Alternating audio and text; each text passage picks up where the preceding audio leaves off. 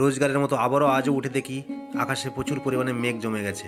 আমাদের জমির ধান বাড়িতে আনা ছিল, তো ধানগুলো বৃষ্টিতে যদি ভিজে যায় এই জন্য তাড়াহুড়ো করে সকালবেলা মেশিন আনতে গেলাম। ধান ঝাড়া যে মেশিন, আমাদের এখানে ধান ঝাড়া মেশিনটা পায়ে দিয়ে ধান ঝাড়তে হয়, তো সেই পায়ে দিয়ে ধান ঝাড়া মেশিনটা মেশিনটা যেহেতু অন্যদের ছিল, আমার পাশের বাড়ি থেকে আমি মেশিনটা আনলাম। তো মেশিনটা আনার পরে আমার বাড়িতে এনে রেখেছি, এবার আমি ধানগুলো রেডি করব। তো এরই মধ্যে আমাদের বাড়িতে একটা পুচকি ছোনা আছে, যে আমার ভাইপো, তো ওকে একটু কোলে নিলাম। ও আমার কাছে আসতে চাইলো, তো ওকে কোলে নেওয়ার পরে এরপরে আমাদের ধান ঝাড়া কাজটা শুরু হলো। ধান ঝাড়া অটোমেটিক্যালি চলছিল, যেহেতু পায়ে মেশিনটা দিয়ে চাপতে হয়, এই জন্য খুবই কষ্ট লাগে। সঙ্গে ধান ঝাড়া আমার ভাই আর আমি ধান ঝাড়ছিলাম, তো একসঙ্গে ধানটা ঝাড়ছিলাম। যেহেতু আমি অনেকদিন কাজ করিনি এই ধান ঝাড়া কাজটা, তো আমাদের এই সিজনের সময় হলে একটু করতে হয়, তো খুবই কষ্ট হচ্ছিল। মোটামুটি ধান ঝাড়া কিন্তু কমপ্লিট হয়ে গেল। তো ধান খুব একটা বেশি ভালো হয়নি, যেহেতু এবছর বর্ষার ধানটা খুব একটা ভালো হয়নি। তো বন্ধুরা, ভিডিওটি আপাতত এই পর্যন্ত। তো বন্ধুরা, ভিডিওটি কেমন লাগলো লাইক কমেন্টের মাধ্যমে জানাবে, এবং ভালো লাগলে শেয়ার করবে।